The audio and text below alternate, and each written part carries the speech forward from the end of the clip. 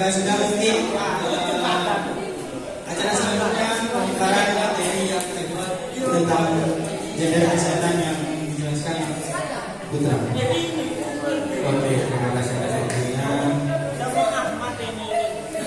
Bisa teman-teman. Untuk lanjut ke materi gender kesehatan, aku pengen nanya, ada yang bisa jelasin tentang gender? Dan juga dijelaskan oleh Mas Reza secara garis besar aja. Ada berani? Tak betul. Tak betul.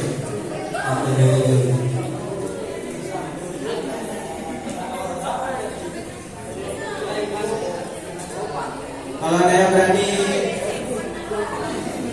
ada ya. Jelasin tentang gender ya, atau enggak apa yang kalian dapat dari materi pertama tadi dan oleh Mas Reza. Apa saja? Karena kalau kalian nggak paham di materi pertama tadi, lalu di materi kedua agak berat. Takut nanti bingung. Udah kan gimana? Kan gitu ya. Nggak mau? Hah? Gratis lagi.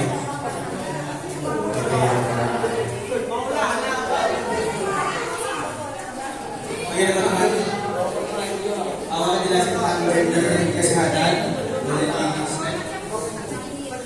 Jadi kacamata gender itu bukan dulu tentang laki dan perempuan, bukan dulu tentang seks yang di stigma kalian itu seks itu ya udah porno, hubungan.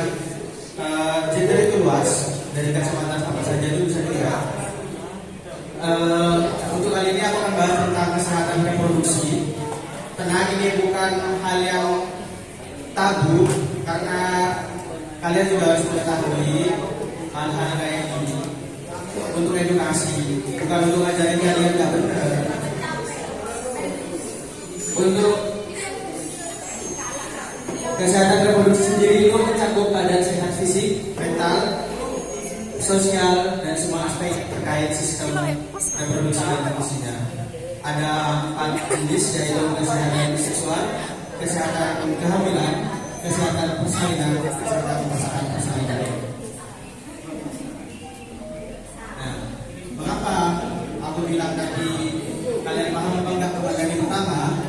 Karena tujuannya mengapa memahami gender dalam kesehatan reproduksi itu penting? Karena yang pertama tujuannya untuk mengidentifikasi kebutuhan kesehatan yang spesifik untuk perempuan dan laki-laki. Jadi kacamata gender itu dibuka untuk mengetahui bukan hanya laki-laki perempuan perbedaannya, tapi di dalam laki-laki itu pasti ada jiwa maskulin dan jiwa feminin. Di sini ada yang merasa laki-laki tapi memiliki jiwa feminin. Ada yang laki-laki suka make up gitu.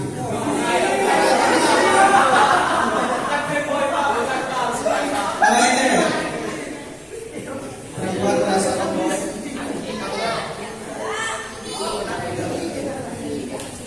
Kalau merasa unik mau dijelasin apa yang sudah dilakukan.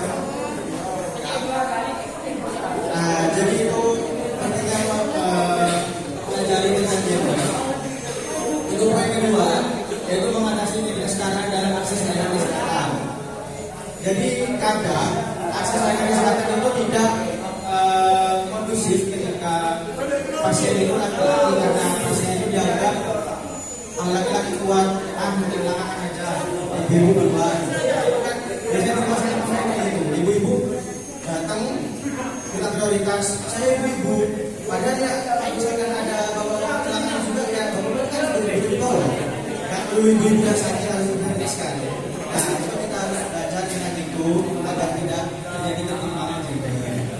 Untuk poin yang ketiga, meningkatkan kesadaran tentang hak reproduksi. Kalian tahu hak reproduksi? Tadi kalau Mas Reza reproduksi pada tahu, berarti tahu reproduksi bahwa gak dulu tentang kelamin lo ya. Ada yang bisa jelasin, dapat tadi ada kepikiran tadi bahwa ada yang jelasin. Reproduksi itu apa? Sebab ya, kau hewan.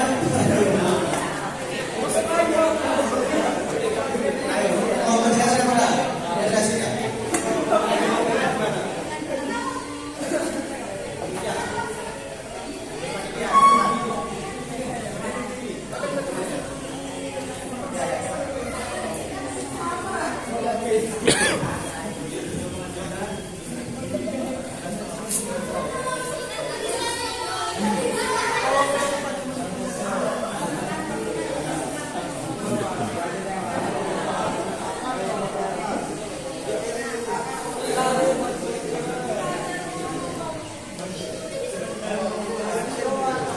Tadi jawabannya apa? Diulangi.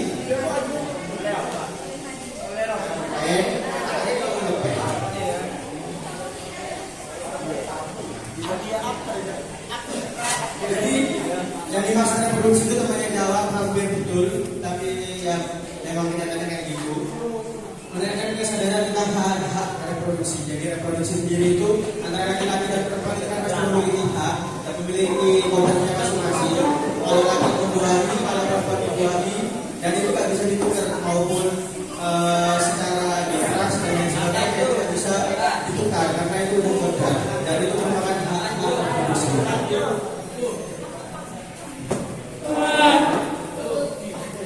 Selanjutnya hak reproduksi. Setiap individu memiliki hak untuk mengakses informasi dan layanan kesehatan reproduksi, mengambil keputusan terkait tubuh dan kesehatan mereka, menghindari diskriminasi berdasarkan gender dalam kesehatan.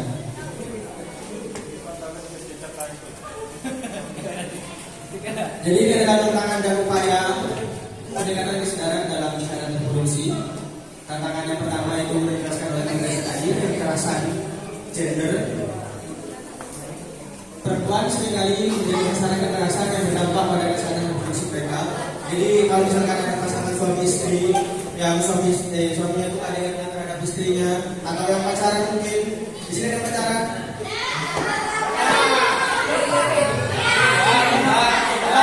Yang pacaran di sini bukan yang sesama ini.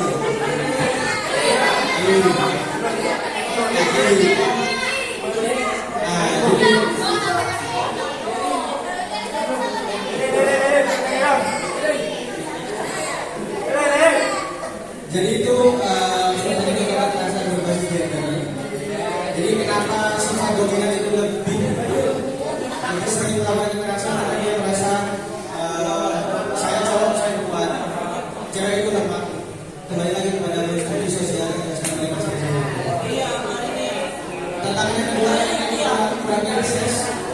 Bagi perempuan dan laki-laki yang kurangnya akses ke layanan kesehatan reproduksi yang berkualitas. Yang selanjutnya stigma sosial. Ada stigma yang menghalangi individu untuk mencari data terkait masalah kesehatan reproduksi. Selanjutnya adalah upaya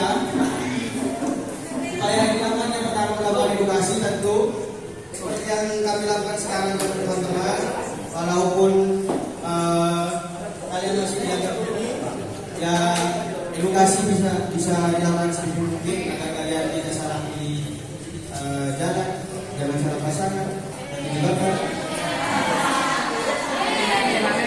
Terus yang kedua itu kampanye kesadaran bisa dilakukan dengan melaksanakan kampanye untuk meningkatkan pemahaman tentang hak reproduksi dan kesetaraan gender. Yang terakhir yang dilakukan melayani kesehatan yang sensitif gender.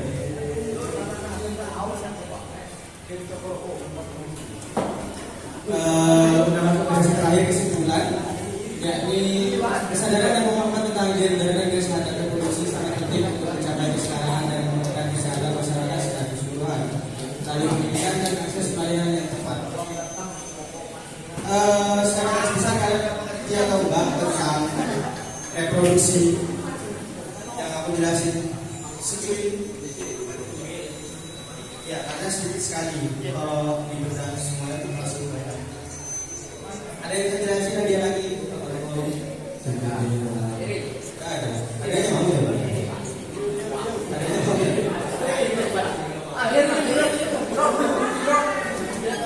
Ayo belajar. Oh,